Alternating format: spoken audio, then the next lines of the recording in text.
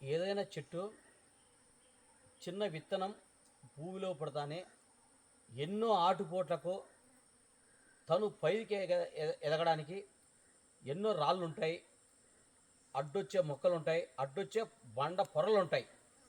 దాన్ని చీల్చుకొని విత్తనం ఎన్ని ఆటుపోట్లు వచ్చినా, సరైన వాతావరణం ఉన్నా ఉండకపోయినా, సరైన నీరు వచ్చినా వచ్చకపోయినా కానీ తను పట్టుదలతో పైకి ఎదగాలని ఈ విధంగా ఒక్కొక్క ఏరును భూమిలోకి కిందికి పంపించుకుంటూ తను ఎంత పైకి ఎదుగుతుందో అదేవిధంగా కొన్ని వందల అడుగుల వరకు లోపల ఎదుగుతుంది.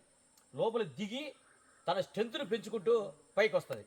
పైకి వచ్చి కింద ఏర్లు ఏ విధంగా భూమిలో కొన్ని ఎకరాల వరకు పాకుతాయో అదేవిధంగా చెట్టు కొమ్మలను వదులుకుంటూ పైకి పైకి తన ఎస్టాబ్లిష్ చేసుకుంటూ తన ఉత్పత్తిని స్టార్ట్ చేస్తుంది.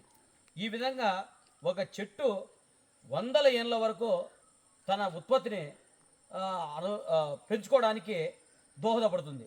కానీ ఆ చెట్టు ఇంత మహావృక్షం ఎదగడానికి ఎన్నో ఆటుపోట్లను తట్టుకొని కొన్ని వాతావరణాలకి కొన్ని అడవి కాలినప్పుడు తన ఉత్పత్తిని పెంచుకోవడానికి కూడా తను ధైర్యంగా ఎదుగుతుంది. కానీ అదే మానవుడు తను పైకి ఎదగడానికి ఏదైనా కొంచెం ఇబ్బంది వచ్చినా కూడా కొంచెం సంకోచించి వెనకంజు వేసే విధంగా ఉంటుంది.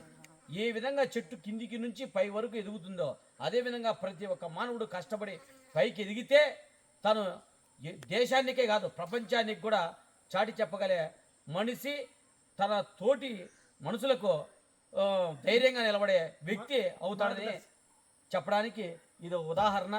ఈ విధంగా ఏర్లు చూడు, ఒక విధంగా మట్టి లేకపోయినా కూడా తను ఏ విధంగా నిలబడగలిగిందో ఈ చెట్టును చూసి ప్రతి ఒక్క మనిషి తెలుసుకోవాల్సిన కథ ఎంతైనా ఆవశ్యకత ఉంది.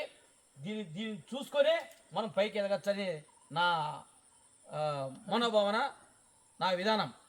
అందుకే మనిషి ఎప్పుడు ధైర్యంగా నిలబడి ఈ చెట్టు ఏర్లు సగం మట్టి లేకపోయినా కాలు భాగం ఉండే ఏర్లతోనే ఇంత పెద్ద చెట్టును నిలబెట్టగలిగింది. Okay, thank you.